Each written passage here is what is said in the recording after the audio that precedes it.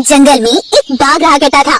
वह अपनी प्रजा का तो कोई नुकसान नहीं पहुंचाता था, लेकिन दूसरे जंगल का जो भी जानवर उसे दिखाई देता तो बाघ उसे अपना शिकार बना लिया करता था और उसे नोच नोच कर खा जाया करता था। एक बार बाघ के जंगल में बाढ़ आने के कारण पूरा जंगल पानी से भर गया। सभी जानवर ये सब देखकर बहुत परेशान हो गए थे। तब उन्होंने जंगल छोड़ने का फैसला कर लिया और वहाँ से चल पड़े। जंगल से निकल जाने पर बाघ सभी जानवरों से बोला, सुनो भाइयों, हमें कुछ दिन यहीं रुकना होगा। इतना मैं चलकर कोई और रहने का जंगल ढूंढता हूँ। चलो भालू, तुम मेरे साथ चलो। तब बाघ भालू को लेकर एक जंगल में पहुँचा। उस जंगल में दो भाई रहते थे। बड़े भाई का नाम सिम्बा और छोटे भाई का नाम गब्बर शेर था। वो दोनों जंगल पर राज करते थे। दूर खड़ा बाघ उन्हें देख रहा था। उनको देखकर बाघ बोला, अरे भालू, लगता है ये दोनों शेर इस जंगल के राजा हैं। इन दोनों के होते हुए मैं इस जंगल पर राज नहीं कर पाऊंगा और न ही अपने जंगल के जानवरों को यहाँ ला पाऊंगा। तब बाघ महाराज, फिर हमें क्या करना चाहिए? हमें इन दोनों को आपस में लड़वा कर मारना होगा। लेकिन महाराज, वो कैसे? हमें पहले इस जंगल में कोई गुफा ढूंढनी होगी और फिर उस गुफा में इस जंगल के सभी जानवरों को बंद करके इनमें से कोई एक शेर के ऊपर उन जानवरों के कैद का इल्जाम लगा देंगे। लेकिन वो हम कैसे करेंगे? वो तुम मुझ पर छोड़ दो। बस तुम जानवरों को किसी तरह करके उस गुफा में बंद कर दो। जाओ भालू। तब भालू को जंगल के किनारे एक गुफा मिलती है। उसको देखकर भालू सभी जानवरों के पास जाता है। सुनो सभी भाइयों, सुनो, मैं तुम्हारे राजा शेर का बहुत करीबी दोस्त हूँ। मैं पास के जंगल से आया हूँ। हमारे जंगल में बहुत बड़ी बाढ़ आ गई थी, तो मैं शेर को भी आगाह करने आया था कि सभी जानवर को सुरक्षित स्थान पर ले जाओ ताकि तुम्हें कोई नुकसान न पहुँच पाए। भालू, ये तो सच में डर की बात है, लेकिन हम जाए तो कहाँ जाए? तुम्हारे जंगल के किनारे पर जो पहाड़ी है, वहाँ पर एक गुफा है। वह मुझे सुरक्षित लगती है। तुम सब मेरे साथ वहीं चलो। तब भालू उन्हें पहला फुसलाकर उस गुफा पर ले जाता है। जानवरों के अंदर चले जाने पर भालू गुफा के सामने पत्थर लगाकर गुफा का रास्ता बंद कर देता है और भागता हुआ बाघ के पास जाता है। महाराज, मैंने अपना काम पूरा कर दिया है। बहुत खूब भालू, बहुत खूब। अब मैं उन्हें एक दूसरे के खिलाफ भड़काता हूँ जाकर। तब बाघ छोटे भाई गब्बर शेर के पास जाता है और उससे कहता है, अरे शेर, तुमसे कोई क्यों ना चिढ़े? तुम देखने में हो ही इतने सुंदर।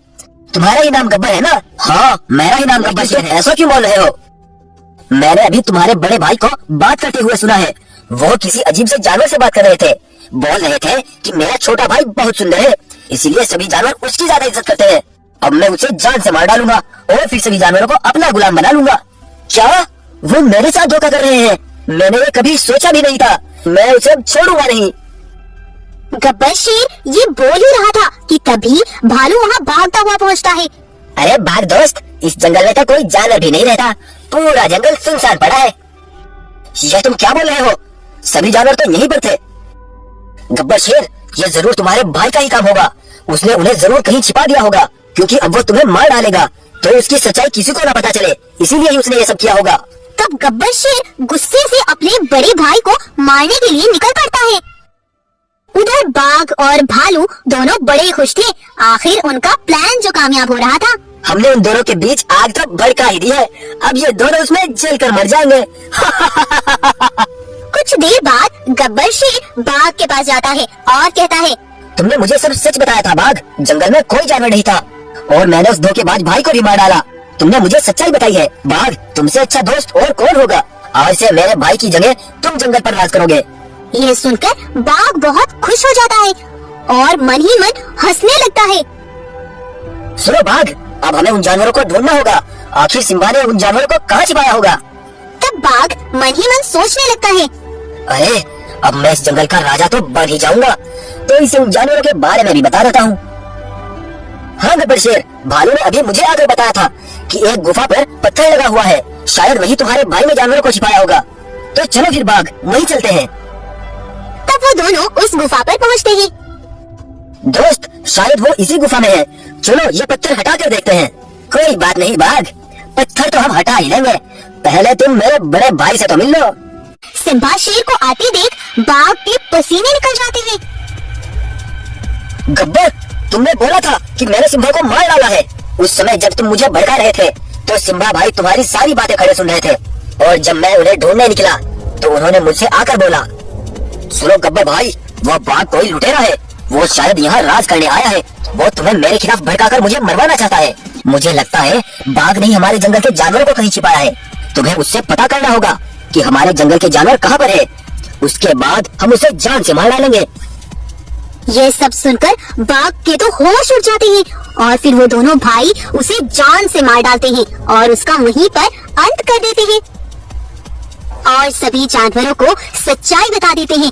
कुछ देर बाद भालू वहाँ आकर दोनों भाइयों और सभी जानवरों से माफी मांगता है और अपने जंगल के जानवरों के बारे में भी बताता है।